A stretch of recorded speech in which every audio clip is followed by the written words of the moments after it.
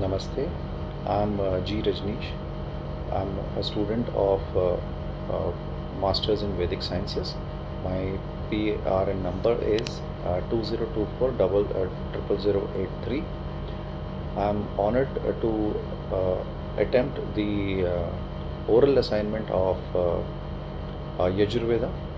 The first question that I'm going to answer is Rajasuya Yagya, and after that it will be Ashwamedh Yagya. About Rajasuya Yagya. It is a significant Vedic ritual that symbolizes the consecration of a king, making his ascension to imperial status. This ancient ceremony is deeply rooted in the Hindu traditions and has been referred to in various texts, including the Mahabharata and the Vedic scriptures. The Rajasuya Yagya serves not only as a religious observance but also as a political statement, establishing the king's authority over other rulers and affirming his divine right to rule. As far as the historical context goes, the origins of the Rajasuya Yagya can be traced back to the Vedic period when it was performed by powerful kings to assert their sovereignty. According to historical accounts, this yagna was conducted by notable figures such as King Yudhishthir of the Pandavas after they reclaimed their kingdom. The ritual it included primarily inviting other kings and rulers to participate, thereby solidifying alliances or demonstrating dominance over who refused to attend.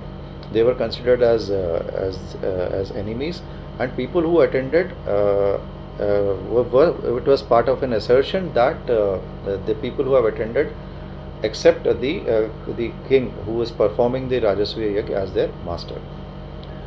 So Rajasuya Yagya holds immense significance in both spiritual and political realms.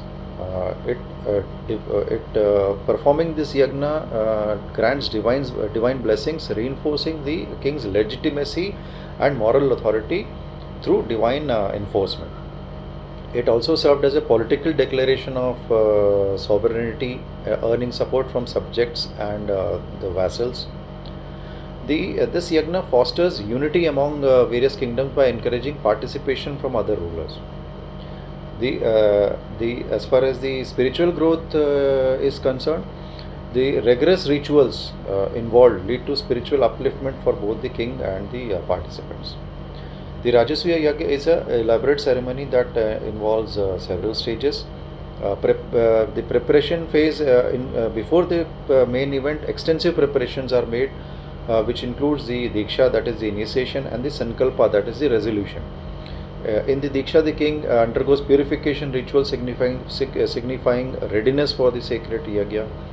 And the Sankalpa is a solemn vow is taken by the king who is seeking divine blessings for the success. The main ceremony consists of multiple rituals, that is the Agni Sthapana, the offerings, and the Abhisheka. By Agni Sthapana we mean establishing a sacred fire place which acts as a medium for offering. The offerings are the havis.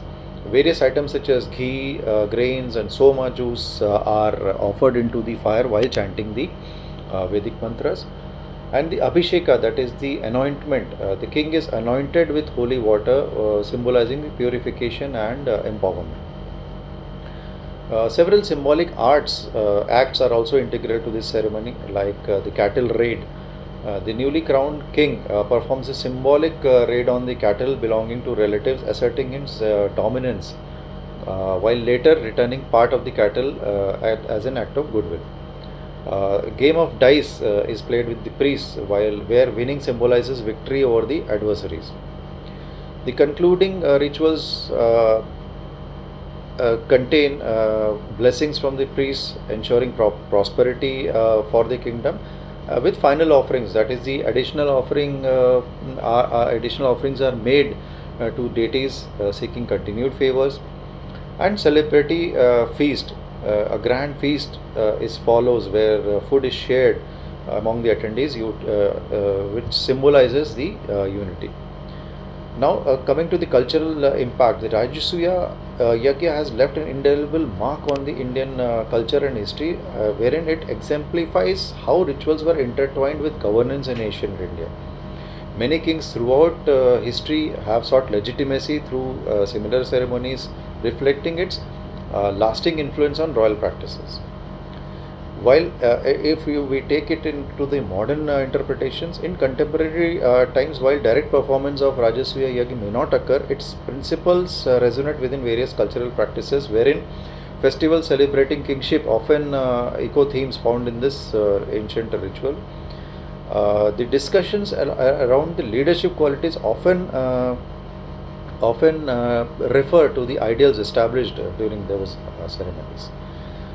My second subject would be the Rajasuya, the Ashwamedha Yagya. We'll do an in-depth exploration of the Ashwamedha Yagya.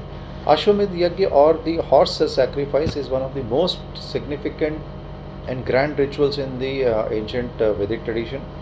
It was primarily performed by the kings to assert their sovereignty and establish their authority over the neighboring territories. This elaborate ceremony not only symbolized the king's power, but also served as a means to ensure the prosperity and the fertility of the kingdom. The ritual preparations include the selection of the horse and the consecration ceremony. The horse chosen for the sacrifice had to be a white stallion with black spots, symbolizing purity and strength. Before its release, extensive preparations were made, including constructing a special sacrificial house and fire altar. Astrologers determined an auspicious moment for the ceremony. The consecration ceremony, on the day before its release, rituals commenced with offerings made to the deities. The king would spend a night with his queen, but abstain from sexual relations as part of the purification process. The horse was then consecrated through various rites, including sprinkling of water and chanting mantras. Once released, the horse roamed freely under guard for either 6 months or a year, accompanied by warriors known as Kshatriyas during those times. These guards were tasked with protecting the horse from any harm while allowing it to wander without interference. If it entered hostile territories, those kings were expected to either fight or submit. During this journey, if any misfortune befell the horse, such as illness or injury, specific oblations were offered to various deities for the protection and healing. This aspect highlighted not only the importance of the divine favor, but also underscored how deeply intertwined religion was with governance. After completing its journey unchallenged, the horse returned to its owner's capital amidst great fanfare. A series of ceremonies followed before its actual sacrifice. Now, coming to rituals leading up to the sacrifice. For 12 days leading up to the main event, priests conducted preparatory rites known as the Diksha, consecration, and Upasad, that is the preliminary rituals. These included the bathing rituals for purification and offerings made to the deities like Agni, the fire god, and Indra, the king of gods, through Soma sacrifice. On the day of the sacrifice itself, after extensive rituals involving music and chants from priests representing different Vedic traditions, the horse was finally sacrificed. Its body parts were meticulously dismembered according to the prescribed methods, while reciting specific verses from the sacred text. The sacrifice involved not only killing the horse, but also offering numerous other animals, often totaling hundreds, to symbolize abundance and prosperity for both nature and society. Now, what is the symbolism behind the Ashwamedh Yaga? The Ashwamedh Yag symbolism lies in the cosmic, the representation, and the political implications. The Ashwamedh Yag is rich in symbolism that connects human actions with the cosmic order. The horse represents not only physical power, but also embodies elements such as the time, space, and life force, and even natural phenomena like rain through offerings. Each part of the horse corresponds metaphorically with aspects of nature. Its head symbolizes dawn, its breath represents air, Eyes are likened to the celestial bodies. The politically speaking, the successful completion of an Ashwamedha Yagna allows the king to claim titles such as Chakravartin, universal monarch. It reinforced their legitimacy while simultaneously serving as a public spectacle that showcased wealth and divine favor. That's all for Yashwamedh Yagna. Thank you.